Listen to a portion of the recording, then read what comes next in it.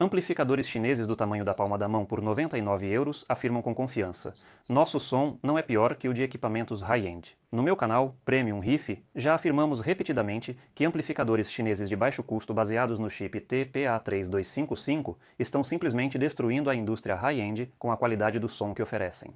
Será que é realmente assim ou estamos enganados? Hoje estamos visitando Gunthars Smiths.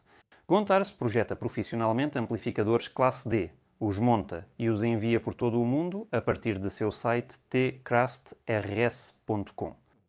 Além disso, Gunthars tem um canal no YouTube onde compartilha sua experiência na construção de amplificadores classe D, medições e outras dicas de engenharia de áudio.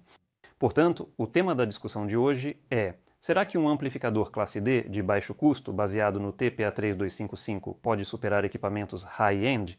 Gunthars, a palavra é sua. Bem, acho que o marketing hoje não conhece limites e pode afirmar todo tipo de coisa. Mas vamos provavelmente esclarecer o que queremos dizer com o termo high-end. Por exemplo, se eu lhe perguntar, o que é high-end? Do meu ponto de vista, high-end é um equipamento de altíssima qualidade e caro, acondicionado numa caixa muito bonita, mas muitas vezes isso nem sempre tem relação com som de alta qualidade, pelo menos na minha compreensão. Bem, quando dissemos vamos gravar e falar sobre high-end e sobre o TPA3255, eu também fiz uma pergunta. O que é high-end? Na internet encontrei como é definido, digamos, por um profissional, porque high-end ainda tem algum tipo de definição. Minha sugestão é a seguinte: você vai ler os princípios fundamentais do high-end e vamos analisar este amplificador específico. Será que ele confirma ou não confirma? Combinado.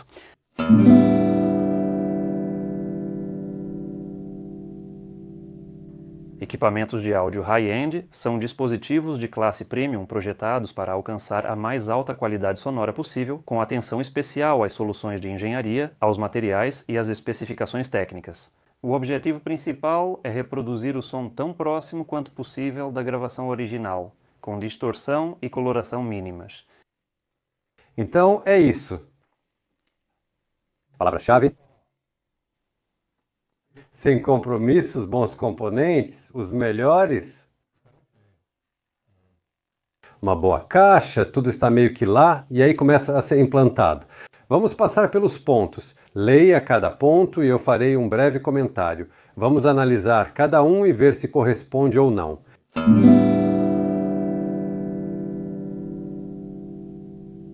Então, características principais. Número 1, qualidade sonora. Nível muito baixo de distorção harmônica total, frequentemente inferior a 0,01%. Então, a primeira coisa é distorção muito baixa, né? Hoje em dia, quase qualquer amplificador tem baixa distorção. E esse parâmetro, 0,01, é o que os estúdios mais avançados pedem. Eles não exigem mais do que isso. Se pegarmos o TPA3255, a especificação afirma 0,006. Bem, isso não é problema algum. É até melhor. É teoricamente melhor do ponto de vista do marketing. E sim, é melhor para o marketing. Leia os próximos. Então, o primeiro ponto corresponde. Então, para o primeiro ponto, high-end está bom. O segundo ponto é ampla faixa dinâmica e alta relação sinal-ruído. Bem, sabe, vou fazer uma pergunta. Qual fonte de alimentação veio com esse amplificador? O fator-chave é a voltagem, ou 36,5 5A ou 48,5 5A. E posso verificar agora mesmo, tenho a fonte de alimentação bem aqui. Então, vamos pegar a fonte. 2 amperes, não, 5 amperes, 32 volts. Bem, qualquer pessoa que conheça a lei de Ohm pode calcular qual potência conseguimos. Nossa fonte é de 32 volts, multiplicamos por 5 amperes, bem, dividimos por 2, certo? Temos 150 watts por canal. Aqui é afirmada uma alta faixa dinâmica. O que isso significa? Alta potência. Temos potência padrão. Alta potência, eu diria, é 300 watts ou mais. Se for ideal para áudio residencial, para ouvir qualquer alto-falante de torre, precisamos de cerca de 500 watts por canal. E aí ele respira com facilidade e tudo funciona. Portanto, ele não passa no segundo ponto. Então já não é mais high-end por causa da fonte de alimentação. Eles economizaram na fonte de alimentação? Cortaram custos. Claro, você economizou 99 euros ou dólares, mas agora não é high-end. Terceiro ponto, equilíbrio tonal preciso e timbre natural. Bem, basicamente hoje em dia quase todos usam bons filtros de saída, mas apenas para uma impedância específica de alto-falante. Sim, temos ou 8 ohms ou 4 ohms. Mas, digamos, existem projetos que usam a chamada realimentação pós-filtro, ou colocam a realimentação após o filtro. Então isso também corresponde. Neste amplificador, não tenho certeza, precisamos ver o que há dentro. Especificamente, este amplificador não tem a tecnologia de realimentação pós-filtro, mas muitos amplificadores modernos, baseados no TPA 3255, já usam realimentação pós-filtro, o que significa pós-filtro. Então, teoricamente, podemos alcançar isso. Então, especificamente por 99 dólares não, mas por um preço mais alto, é possível.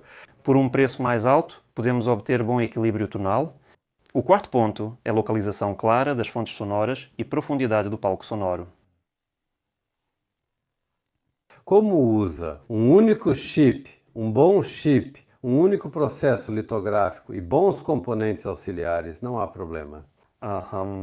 Bem, só uma coisa, se você mostrar este amplificador novamente, precisa prestar atenção à sua qualidade. Os controles de volume. Os controles de volume costumam ser baratos aqui. Baratos? Bem, você também pode usar um caro, sim. Certo.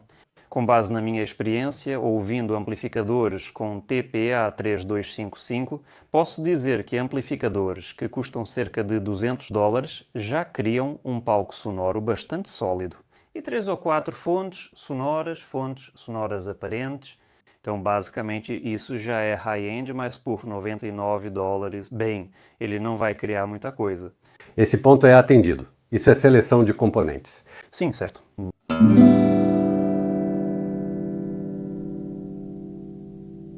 Vamos passar para o segundo, provavelmente parágrafo, seção. Qualidade de construção, uso de materiais premium, por exemplo, cobre isento de oxigênio, capacitores de alta qualidade. Então, o que o marketing faz? O marketing diz, usamos capacitores Nichicon. Por quê? Porque todo mundo os conhece. Existem muitos outros capacitores, existem resistores. E se analisarmos corretamente, acho que eles usam componentes da menor categoria, senão não conseguiriam esse preço. E outra questão é se realmente usam componentes de fabricantes tão bons ou não. Mas, de modo geral, tudo funciona. Certo, mas existem até amplificadores. Este é um dos mais recentes, sobre o qual temos uma análise no nosso canal. É o Dock Audio Ampapa D1. Dentro dele há capacitores Rubicon. Eles são bons. São bons, sim. Mas, na maioria das vezes, o que os chineses fazem? Os chineses conhecem seu mercado e sabem que, se mencionarem um capacitor Rubicon, tudo ficará bem. Mas ninguém fala que tipo de resistores ou capacitores são realmente usados ali. Todo mundo hi-fi conhece a Rubicon. Sim, está tudo correto ali, mas basicamente você precisa ter cuidado com isso. A melhor maneira é quando você compra todos os componentes para esse tipo de desenvolvimento diretamente de distribuidores autorizados que trabalham com os fabricantes, pois assim pode ter certeza de que todos passaram por esse controle de qualidade. Cada componente tem um parâmetro chamado tempo médio entre falhas, o tempo até que ocorra uma falha. E sabendo quantos componentes você tem, pode basicamente calcular estatisticamente quando ele vai quebrar, aproximadamente. É claro que isso não descarta a lei de Murphy, mas de modo geral é possível calcular a confiabilidade do dispositivo.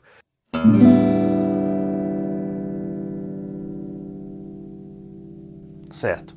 O próximo ponto, número 3, é uma caixa rígida para supressão de vibrações. Bem, a caixa é rígida. Mas ela suprime vibrações, Gunther, realmente. Bem, digamos assim, na minha opinião a caixa é muito boa, muito boa.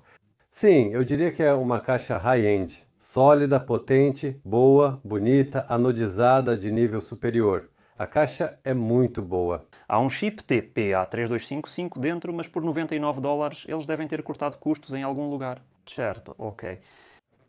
O último ponto sobre qualidade de construção é excelente gerenciamento térmico para durabilidade. Há furos nas laterais, aqui provavelmente é para gerenciamento térmico. Bem, o que você acha?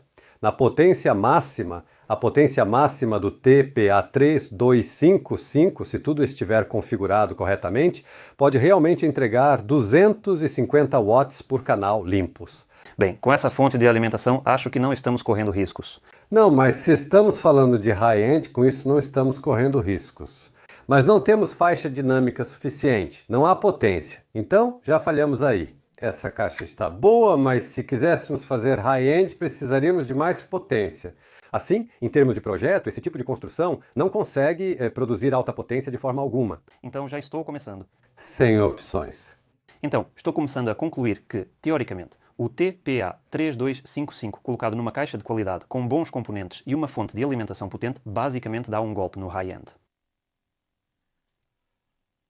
Não em termos de calor. Aí você precisa usar uma arquitetura diferente. Todas essas caixinhas que vêm da China, absolutamente todas, são pequenas demais para serem resfriadas adequadamente. Mas precisamos calcular, o próprio chip tem 2,5 watts de perdas puras. Somente o calor e a própria circuitária somam mais ou menos o mesmo, 5 watts de calor puro.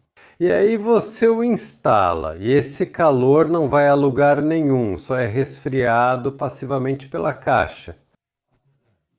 Mas se você colocar essa caixa assim, certo? Aparece uma corrente de ar e aí ele começa a funcionar e esquentar adequadamente. Então eu faria esse tipo de amplificador com suporte e o posicionaria assim. E aí ele funciona, né? Se você colocá-lo assim e está acabado, ele não funciona. Então o projeto é bom, tudo está feito corretamente, mas você precisa colocá-lo na vertical. Pessoal, anotem isso, certo? Vamos passar para o próximo ponto.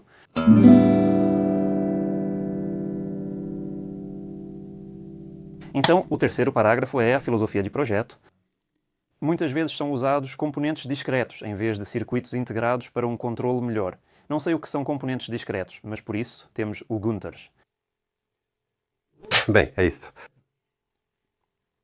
Isso é marketing, sim. Todo mundo que trabalha com eletrônica sabe que se você fabricar circuitos integrados, eles são mais precisos. O processo é repetível. Todos os componentes dentro são feitos com um único processo litográfico. E com controle de qualidade adequado, hoje os circuitos integrados são melhores que os componentes discretos. Exceto nos casos em que não conseguimos resfriá-los. Se você colocar muitos transistores potentes num único encapsulamento, é impossível resfriá-los. E aí superaquecem em certos pontos, assim como acontece com componentes discretos. Mas basicamente esse ponto... Não concordo com esse ponto. Certo. Mas, aliás, esse ponto é frequentemente usado por quem diz: vamos colocar aqui um amplificador operacional discreto, compre por 30 euros e substitua. Do ponto de vista de um engenheiro, isso é absolutamente errado. Você está sendo enganado. Mas, por outro lado, você tem a oportunidade de trocar o amplificador operacional e influenciar o caráter do som, caindo na ilusão de que o som está mudando. Mas, na verdade, não, porque tudo o que muda pode ser visto no osciloscópio. Absolutamente tudo. Não existe algo que você coloque e não mude nada no osciloscópio. Se você ouve de forma diferente, bem, isso é improvável. Nossa audição é, na verdade, fraca. Seu gato certamente acha que você é totalmente surdo. E, digamos, quando eu era jovem, testei minha audição e consegui ouvir até cerca de 18,5. Recentemente testei novamente, 14 kHz no máximo. Eu também tenho no máximo 14. Sim, e muitos dos nossos ouvintes também têm mais de 40, alguns mais de 50 ou até mais velhos. Sim, é assim que está a nossa audição. E 14, na nossa idade, é o máximo se cuidarmos bem da audição. E se trabalharmos com um cortador de grama na chácara ou no jardim sem usar protetores auditivos, ou se usarmos uma motosserra ou trabalharmos numa fábrica barulhenta, 8 a 10 kHz é nosso máximo. E se você for um músico profissional, é a mesma coisa. Sim, um palco alto, claro, não poupa a sua audição.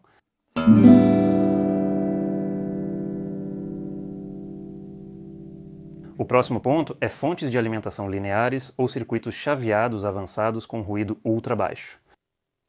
É importante, eu diria, que hoje em dia as fontes lineares estão ultrapassadas, principalmente estão ultrapassadas. E por quê? Porque há um grande transformador com muitos enrolamentos bem, de um transformador linear, moderno e bom. Para quê? Para o amplificador de potência. Primeiro, ele é grande, precisa lidar com potência. Tem um enrolamento primário, tem muita coisa aí e há essa resistência resistiva e também um secundário. E quando temos um grave muito forte, a resistência é alta, ele afunda assim, sim, nosso grave fica abafado. Ou você precisa usar um transformador muito grande, que é caro e pesado, e usar muitos capacitores grandes.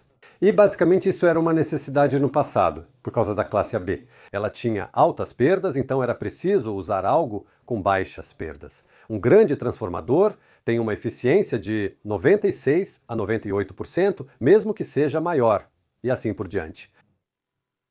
Mas hoje em dia, bem, o que você acha? Qual potência essa unidade realmente pode entregar? Acho que é parecida com o que temos aqui. 2 unidades, cada uma entregando cerca de 100 a 150 watts. Não, essa aqui é boa. Esta aqui é boa. Essa aqui é boa e pode entregar 450 watts. 450 watts para 2 canais, certo? Sim, e tem um corretor de fase.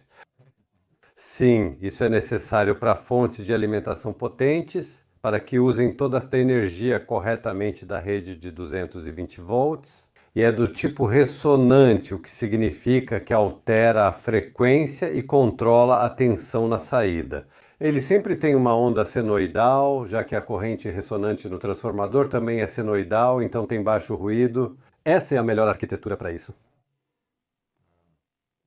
Amplificadores de potência, especialmente estes. Bem, um amplificador de potência, uma unidade de fonte de alimentação, é aí que ele trabalha em plena capacidade. Então, se pegarmos isso, bem, certo. E quanto custa uma fonte de alimentação de alta qualidade desse tipo para um TPA 3255? O que você acha? Quanto poderia custar? O que você acha? Quanto poderia custar, na sua opinião? Parece de alta qualidade e, cara, acho que custará pelo menos 150 euros. Custa 35 euros com frete. 35 euros é um preço muito barato. Por que é barato? Porque é fabricado por um produtor que os produz em escala muito grande. Sim. Não é feito para um amplificador, é só para uso geral, mas é construído com uma arquitetura que permite entregar um pico por 3 ou 4 segundos. Aqueles 450 watts. 4 segundos é um tempo muito longo. É totalmente... Funciona perfeitamente e não superaquece ao mesmo tempo. Essa é outra vantagem desse amplificador. Existe essa unidade e ela é produzida em grandes quantidades. Se substituirmos esta por aquela, então atendemos um ponto em relação à fonte de alimentação. E o amplificador também se aproxima da solução de resfriamento. Mas vamos colocá-lo de lado? Bem, preciso dar uma olhada lá. Precisamos experimentar se ele vai esfriar ou não. Sim, certo, certo. Acho que, em princípio, ele poderia e talvez esfriasse. Certo.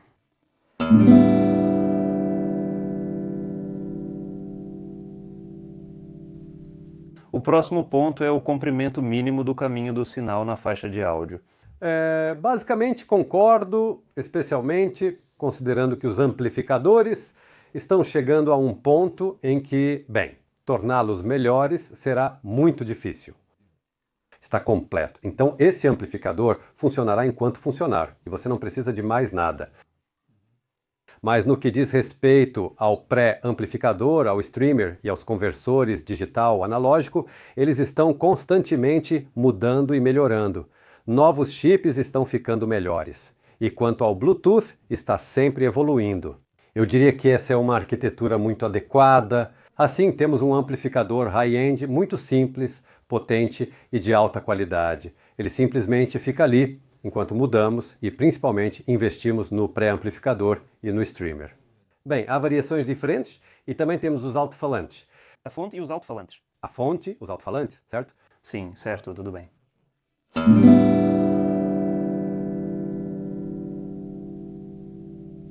Vamos passar para o quarto parágrafo. Amplificação. Alta corrente para trabalhar com sistemas de alto-falantes exigentes? Bem, vamos desmontar isso de novo. Alta corrente, provavelmente sobre isso. Então, quem já olhou o próprio chip sabe que ele pode ser usado em 3 modos, mas falarei apenas de 2. Você pode pegar um único chip e conectá-lo em configuração, em ponte, para obter 2 canais estéreo. Nesse caso, esse amplificador funcionará bem com 4 ohms, mas ainda melhor com 8. Ele também tem uma arquitetura diferente. Se você colocar 2 chips aqui, o que não é caro, e conectá-los em configuração em ponte paralela, então ele pode trabalhar com uma carga de 2 ohms, e aí 4 ohms é fácil para ele. Se você tiver um crossover ruim que mal funciona, digamos, e sua impedância cair em certa faixa, até 2,5, ele ainda tocará perfeitamente. O próximo ponto é a operação estável com diferentes cargas. É essencialmente o mesmo que acabei de explicar. Operação estável com cargas variáveis é a mesma coisa que alta corrente. Sim, certo.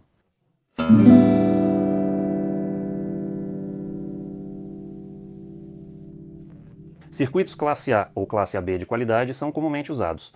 Soluções modernas de classe D, como ICE Power, Hypex e Anchor, também são reconhecidas no segmento high-end.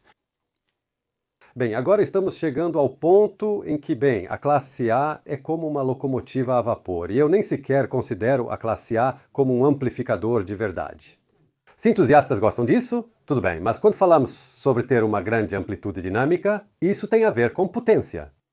Imagine só o que aconteceria com a classe A. E se for um amplificador de classe A de 300 watts, é como 60 kg por canal. Talvez por canal, não sei ao certo. Sim, é muito pesado, muito grande, quase como um amplificador valvulado. Então a classe A é um nicho à parte. Eu não diria que ela pertence ao high-end, pertence ao marketing. Ao marketing. Se alguém gosta de andar numa locomotiva a vapor em vez de um trem elétrico, tudo bem, ninguém está impedindo. E há muitas lendas de que nada soa como a classe A. Não, a classe A tem problemas com graves e também com temperatura. Há problemas de durabilidade, problemas por toda parte. Há um problema com o consumo de energia e assim por diante, e assim por diante. Não, não é a classe A. Amplificadores modernos de classe AB são bons. A classe AB é preferível. O maior problema é que, com potência acima de 150 watts, o custo aumenta drasticamente. Drasticamente, objetivamente, o custo e o peso sobem. E acontece que, mais uma vez, não conseguimos atender ao requisito de amplitude dinâmica.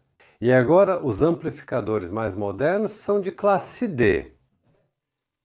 Mas eles chegaram a um ponto em que são melhores do que o que uma pessoa consegue ouvir, eles ultrapassam todos esses limites.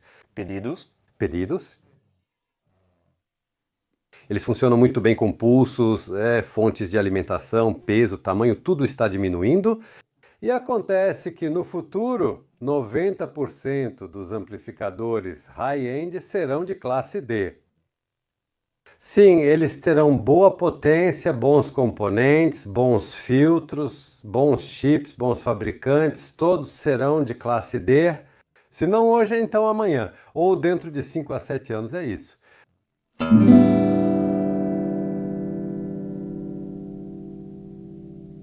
Vamos passar ao quinto parágrafo, conexões e funcionalidades, entradas balanceadas, saídas e XLR. Mas imediatamente, não há XLR aqui. Sim, é um compromisso, já que não há espaço nessa caixa tão pequena. Bem, XLR é um conector bom, confiável, comprovado e de alta qualidade. E é usado em todos os estúdios e em todos os lugares, assim como entradas balanceadas também. Você pode fazer conexões híbridas e também usar equipamentos profissionais até certo ponto. Às vezes acho que se trata de compatibilidade. Isso também é importante para equipamentos high-end. Com equipamentos high-end posso conectar qualquer dispositivo facilmente, mas aqui é assim. E esses conectores são grossos demais, estão empacotados muito juntos aqui. Se eu os colocar, ficarão grossos demais e não caberão. É um compromisso, o que se pode fazer. Bem, aliás, ok, essa opção custa $99. E há, por exemplo, amplificadores AIM-80 que custam cerca de $200. Ele já tem XLR, eu acho, o Dog Audio Papa The One, a $169, também tem XLR. Bem, eles estão mais próximos? Sim. O dado específico é que, bem, a caixa deles é um pouco maior. É claro que é maior. E definitivamente mais grossa também. Isso significa gastos com frete e logística. Mais altos. Mais altos. Mas o preço é o dobro. Bem, não 99, no máximo 99, então tem que haver um compromisso. E há.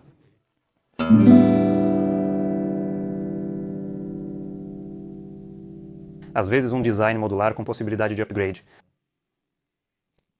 Impossível aqui. Por esse preço, a gente joga fora. Se algo mudou neste mundo, se algo melhor apareceu, é isso, imediatamente. Sim, mas sejamos honestos, haverá mais alguns pontos aqui. Então, se a gente vende por esse preço, então economizamos com serviço. Se você trouxer para consertar, eu nem sequer mandaria consertar, se queimar, tudo vai direto para a reciclagem, não faz sentido de outra forma.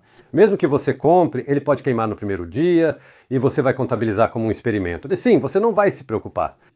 Eu não vou me dar ao trabalho de mandar e-mail para ninguém do tipo: gente, meu amplificador de $99 queimou, porque é inútil e perda de tempo. O que o fabricante poderia fazer? Em geral, deveria funcionar. Posso economizar com controle de qualidade na fábrica, posso economizar em muitas coisas. Se funcionar, ótimo. Senão você joga fora e eu não corro riscos. Sim. Se eu vender um de marca bom e caro, então eu não posso fazer isso. Não, tem que haver um centro de manutenção. Absolutamente. E isso é algo importante. $90. Para países desenvolvidos, claro, isso é troco em termos de risco. Posso comprá-lo, brincar com ele e jogá-lo fora. Mas se eu comprar algo por $1.500, espero ter garantia. Vai funcionar por 20 anos. Vai funcionar por 20 anos. Se algo quebrar, eu substituirão. Sim, o volume não vai começar a ranger em 6 meses, e assim por diante, e assim por diante. Essa é a diferença entre high-end e um concorrente do high-end. Um forte concorrente do high-end. E isso foi bem dito.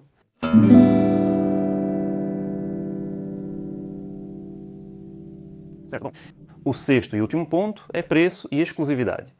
Geralmente, o alto custo se deve à montagem manual e à pesquisa, mas aqui, bem, não.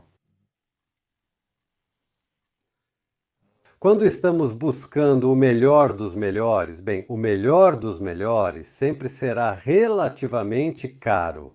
E aqui precisamos conversar, bem, do ponto de vista de negócios.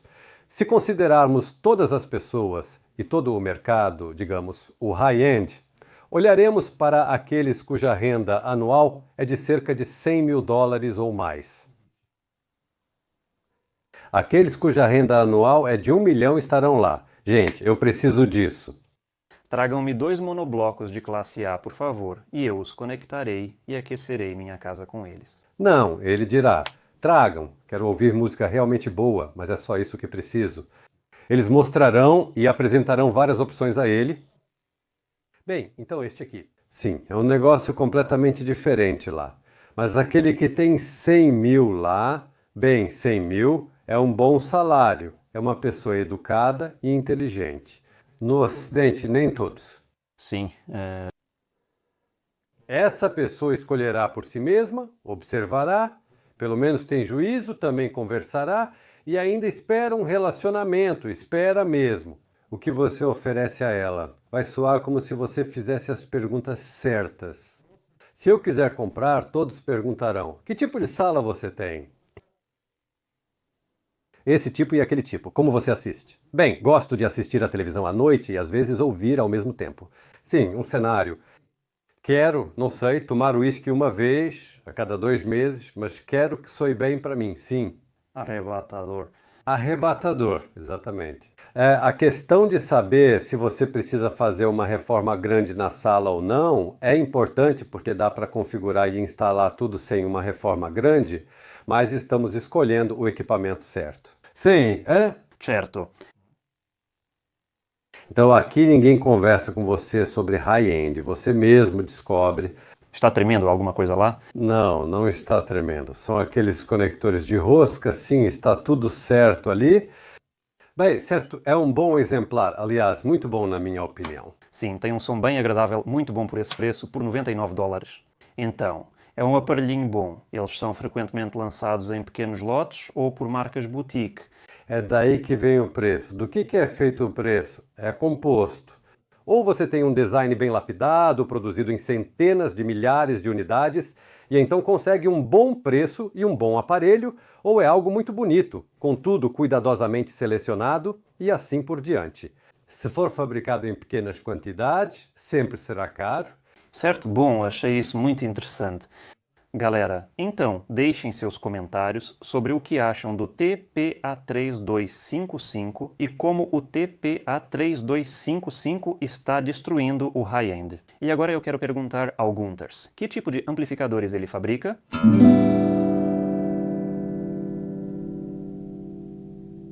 Gunters, que tipo de amplificadores você faz e como eles são? Bem, acho que precisamos olhar um pouco para o passado. Quando os primeiros projetos de amplificadores de classe D surgiram, nós, junto com 2 engenheiros, também desenvolvemos nosso próprio amplificador de classe D em um estágio inicial. E era bom, mas naquela época a tecnologia ainda não havia avançado tanto, né? Muitos componentes não estavam disponíveis, mas isso lançou as bases. Bem, isso nos deu, digamos, a oportunidade de adquirir o conhecimento básico para avaliar as soluções existentes hoje. Hoje, meu modelo de negócios é, na verdade, fazer kits para quem quer construir algo excepcionalmente bom, mas usando módulos prontos. Sou um integrador de sistemas hoje, porque é impossível superar empresas como icepower ou Purify. Hypex, é impossível, neles tiveram grandes investimentos. Se no momento em que começamos a desenvolver tivéssemos alguém para nos apoiar com investimentos, estaríamos lá também. Mas tudo tem seu tempo. Então, naquele momento, não tivemos isso. Mas agora faço diferentes amplificadores para várias aplicações e também trabalho como blogueiro. Bem, o que posso mostrar a vocês? Basicamente, faço, digamos, kits. Aqui está um kit montado assim. Você compra uma unidade boa da icepower, conecta ao conector e tem tudo, exceto o gabinete. O gabinete é bastante decente e leve. Você tem um amplificador quase high-end, mas digamos, ele não se iguala a um amplificador high-end em termos, por exemplo, de um gabinete exclusivo. Sim. Mas por causa disso, você economiza muito dinheiro e assim por diante. Então o som será high-end, mas o gabinete será simples. Sim, mas há um nicho razoavelmente grande de pessoas que já têm equipamento high-end. Muitas vezes acontece que já tem high-end. Mas tiveram suas primeiras caixas acústicas, depois compraram outras, agora têm melhores, e as antigas estão apenas paradas em algum lugar, então elas compram. Querem ter um bom amplificador para isso. Basicamente tem 2 conjuntos de eletrônicos, depois há diferentes engenheiros. Não só engenheiros, há aqueles que realmente se interessam, mas não são especialistas. Porque mesmo coisas básicas como conectores, para fabricá-los, você precisa de um conjunto inteiro de ferramentas específicas. Não apenas uma, eu diria 15, há muitos tipos diferentes. Há opções com ventilador, sem ventilador, mas isso é outra história. O que mais? No futuro, acredito que a qualidade dos amplificadores hoje é tão boa que o único problema real reside no sistema de caixas acústicas. Bem, lá há 2 opções. Há um filtro passivo, é necessário, mas não é bom. Se houver alguma maneira de eliminá-lo, mesmo caixas acústicas existentes podem soar um pouco melhor. Mas amplificadores multicanal vêm de fabricantes diferentes e o TPA3255 é muito bom em termos de qualidade, mas falta potência. Bem, isso sempre acontece, potência. Para um único amplificador, ele deveria ter perto de 500 watts. Só para você entender. Se você sentir que 100 watts é um pouco insuficiente, a relação aí é logarítmica. Isso significa: se você quiser dobrar a pressão sonora, ou o volume, como dizemos, precisa de 4 vezes mais potência. Se 100 watts não foram suficientes, você precisa de 400. Se você tiver 100 e 200, bem, vai parecer mais ou menos a mesma coisa. Sim, dobrar a pressão sonora equivale a mais 6 decibéis. Sim, mas isso é muito. Sim. Nesse sentido, 500 watts de potência são ideais. Em qualquer sala, uma caixa acústica torre de 3 vias soará absolutamente perfeita. Mesmo em volume baixo, o que é muito importante. Sim, e quanto menor o volume, maior a margem de sobra, headroom. Ele vai empurrar com facilidade e soar muito bem. Bem, aqui eu concordo plenamente. Quando eu experimentei pequenas caixas de prateleira e amplificadores fracos de 10 watts, usamos isso.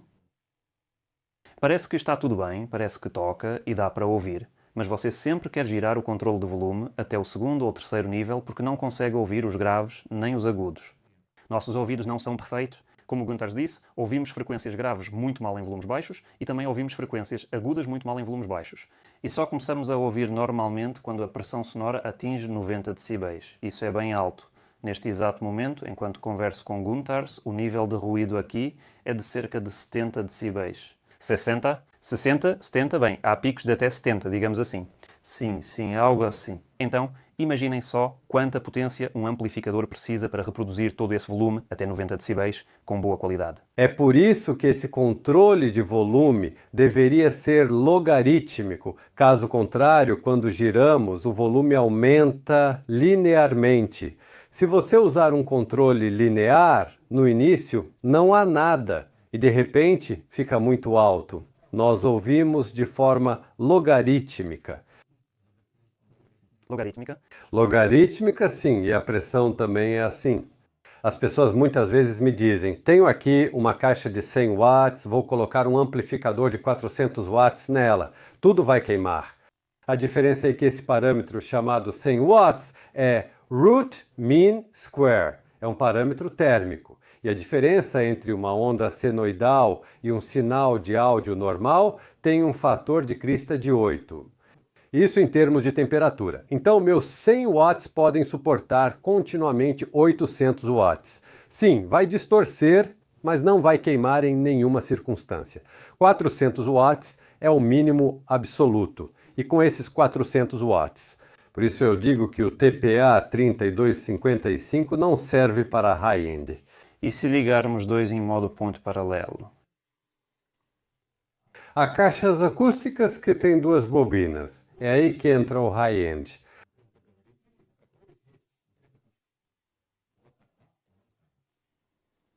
Porque enviamos cada canal para uma bobina, de cada canal. É aí que ele realmente toca, sim. Mas esses são casos específicos. Se estamos falando em nível de desenvolvimento, então sim. Ele é bom. Tem uma linha inteira. Os chineses estão tentando, eles têm algo chamado Agile, estão fazendo alguma coisa e às vezes dá certo. Eu selecionei todos esses módulos, os que mais ou menos funcionam, mas cada um deles tem uma pequena falha. Por quê? Bem, pode haver duas estratégias. Como eu disse, nós investimos muito em desenvolvimento e isso custa dinheiro. Mas então você obtém um produto polido e excelente, ou economizamos um pouco no desenvolvimento. E assim, por exemplo, fizeram para ajustar não o volume, mas a sensibilidade. Mas novamente, não está totalmente finalizado, só um pouco inacabado. Se você ajustar para a sensibilidade máxima, tudo está bem. Se você reduzir, isso significa que há um problema com a estabilização e o ajuste de tensão aqui. Eles calcularam um pouco errado, sim, algo escapa um pouco, dá para usar, mas precisa de algum trabalho. Fizeram aqui uma unidade excelente, tudo foi feito muito bem. A fonte de alimentação bipolar tem um bom som aqui, mas em termos de temperatura, foi aí que fiz melhorias. Veja, eles colocaram essas pequenas arruelas meio que no feeling, mas então não ficam firmes. Tive um módulo assim e ele explodiu porque se não estiver bem pressionado contra o chip, não é resfriado, e então queimou com uma explosão. Nossa, Nem consegui consertá-lo porque queimou por baixo da tinta. Essas placas são caras demais. Custam 30 euros, então eu precisaria trabalhar nelas durante uma semana. para consertar. E pensei no que poderia fazer com esses módulos, coisas diferentes. Bem, é impossível competir com os chineses por apenas uma razão: logística. Eles têm logística subsidiada pelo governo. Qualquer segmento barato como esse é imediatamente eliminado por todos.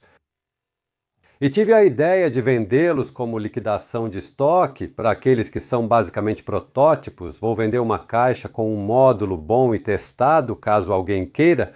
Geralmente usam coisas assim. Alguém com equipamento caro é abordado e dizem: isso soa quase como o seu.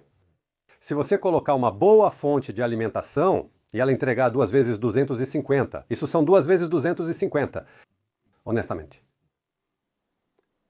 E essa potência exerce algum tipo de papel místico. Se você comparar com um amplificador de 100 watts, ele perde. A potência ela importa muito, ele perde. Esse amplificador é lindo por dentro. Tem essas coisas, você vê. Para que fique firme com 2 parafusos, Preste atenção, que beleza. esse é um bom. Este é um dos melhores amplificadores chineses disponíveis atualmente. É relativamente barato, tem boa potência, fácil de montar e vai funcionar. Interessante. Mas como você perguntou, como é um amplificador de 500 watts? Um verdadeiro amplificador de 500 watts? O que os chineses escrevem dizem que este é 2 vezes 300. 2 por 300. Bem, essa é uma piada corrente na China, então é isso. Não, na teoria ele só consegue entregar em 4 ohms 2 por 250. Mas este aqui consegue entregar 600. Deveria ser assim, basta olhar o tamanho dos seus componentes, o tamanho dos filtros, o tamanho de tudo. Mas este aqui é honesto, é uma unidade industrial do tipo feita para profissionais e há uma diferença. Sim, a caixa toda é menor. Bem, realmente não há o que comparar aqui. Então não sejamos tão facilmente enganados por especificações tão atraentes. Bem, a gente sempre quer economizar um pouco. Então, o high-end é bom? O high-end não faz isso. Se ele tem certas especificações, com certeza as cumpre. O high-end também tem um problema. Gunters, você listou todas as especificações, mas com o high-end as especificações nunca são divulgadas. Só há afirmações do tipo solução sem concessões, som superlativo. Como é que a gente deveria entender isso? Ótimo trabalho, 6 sessões com especificações e fica claro em que prestar atenção. Bem, essas especificações existem em algum lugar, acho que o vendedor com certeza as tem. Quem fabrica high-end, entrega aquela caixa grande, ele deve ter as especificações, não pode ser de outro jeito. Bem, certo. Tenho certeza de que elas existem e os fabricantes realmente as têm, mas para quem compra não fica muito claro. Então há algo para se consultar, como uma lista, 6 parágrafos. Acho que não, e não há padrão, não existe um padrão. Bem, eu diria que de verdade quem quer um bom som precisa encontrá-lo por si mesmo. Um especialista. Como você distingue um especialista de um não especialista? Um especialista não precisa provar nada a ninguém, ele se envolve no seu problema e pensa. Ele não fica jogando parâmetros ou medições. Ele não diz logo de cara que seu apartamento precisa ser reformado ou que nada vai soar direito. Isso não é verdade. Se tudo for configurado e posicionado corretamente, você pode obter um som muito bom, mesmo num prédio padrão de 5 andares. Se você encontrar um especialista assim, consegue perceber imediatamente porque ele não precisa se impor. Ele se envolve nos seus problemas e pensa em como resolvê-los da melhor forma possível. Normalmente, ele não sugere a opção mais cara.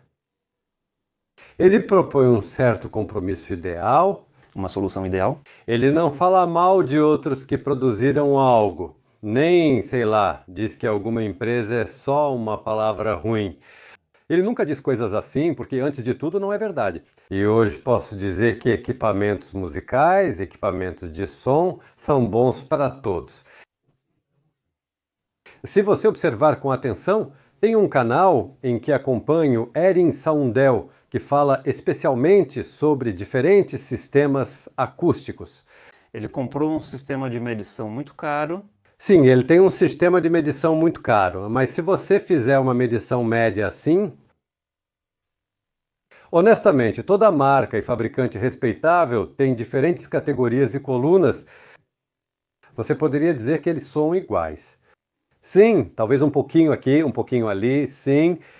Existem classes como caixas-torre de 3 vias ou de 2 vias, há pequenas diferenças aqui e ali.